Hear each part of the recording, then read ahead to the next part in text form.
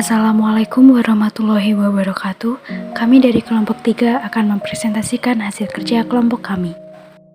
Sebelumnya, perkenalkan anggota kelompok kami. Yang pertama ada Muhammad Haris Burhanuddin, Amalia Salsabila, Leli Hernani, Dwi Novitasari, dan Muhammad Yahya.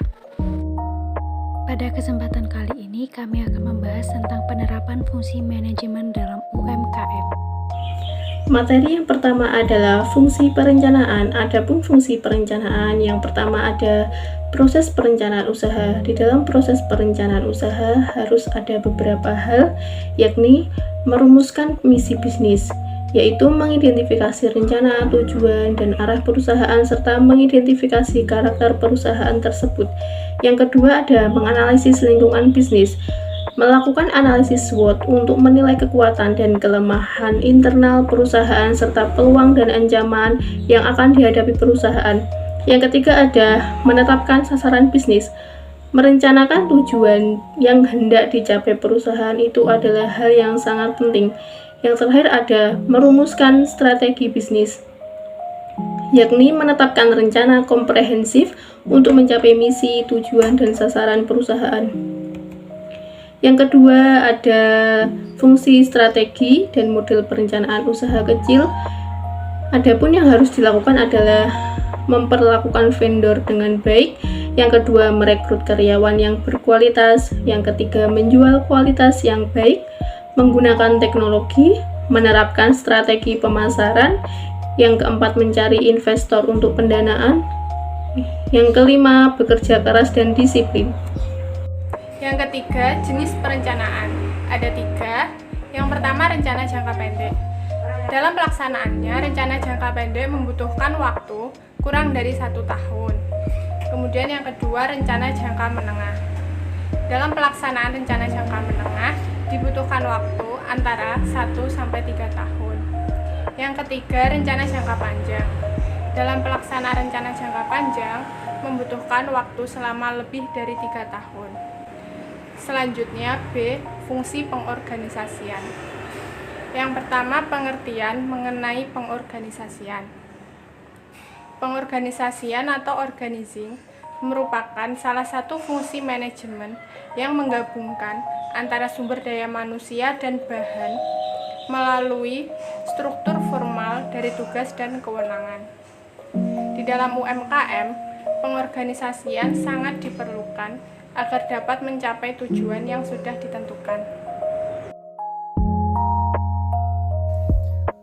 Perkenalkan, nama saya Muhammad Haris Burhanuddin. Untuk materi selanjutnya yaitu langkah-langkah pengorganisasian. Yang pertama, mengelompokkan aktivitas kerja ke dalam pola logis atau struktur. Kemudian, yang kedua yaitu menyerahkan aktivitas ke posisi dan orang yang spesifik, serta pengelolaan sumber daya yang dibutuhkan. Yang ketiga, mengkoordinasikan aktivitas dari kelompok dan individu yang berbeda. Yang keempat, mengevaluasi aktivitas dari kelompok dan individu yang berbeda. Yang terakhir, setelah melakukan evaluasi tersebut, diperoleh hasil berupa data untuk membagi kinerja di UMKM atau kinerja dalam tim. Kemudian selanjutnya, poin ketiga yaitu struktur organisasi. Itu menggambarkan yang pertama aktivitas kerja masing-masing unit dalam organisasi, kemudian hubungan di antara masing-masing unit aktivitas, lalu ada jenis-jenis pekerjaan yang akan dilakukan oleh masing-masing kelompok. Kemudian ada menentukan wewenang dan tanggung jawab masing-masing unit atau masing-masing individu. Kemudian memperjelas koordinasi antara masing-masing unit. Di sini saya akan menjelaskan tentang jenis struktur organisasi. Untuk jenis struktur organisasi yang pertama adalah organisasi garis. Menggambarkan kekuasaan yang mengalir langsung dari manajemen puncak ke bagian yang ada di bawahnya. Untuk yang kedua adalah organisasi garis dan staf.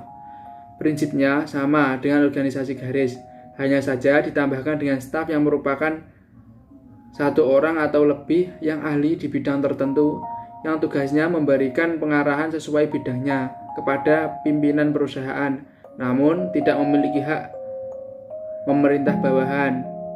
Untuk yang ketiga adalah organisasi komite. Bentuk organisasi di mana komite adalah kelompok formal yang menggantikan para manajer dalam struktur organisasi.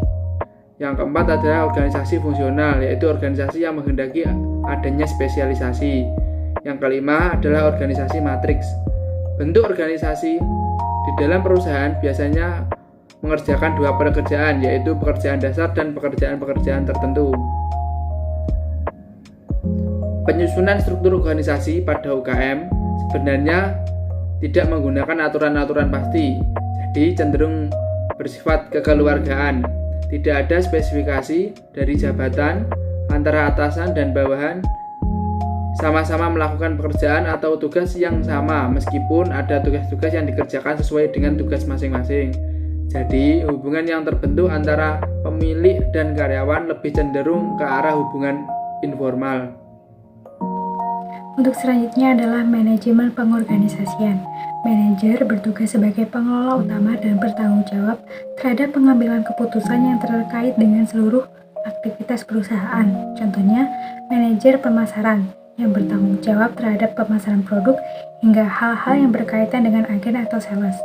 Manajer keuangan bertanggung jawab terhadap segala hal yang berkaitan dengan masalah keuangan, misalnya pembayaran upah karyawan, pengadaan bahan baku, serta mengatur keluar masuknya arus keuangan pada perusahaan.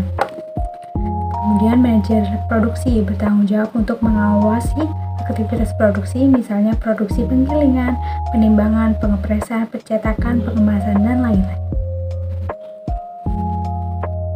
Terima kasih, semoga apa yang kami sampaikan senantiasa bermanfaat bagi kita semua. Wassalamualaikum warahmatullahi wabarakatuh.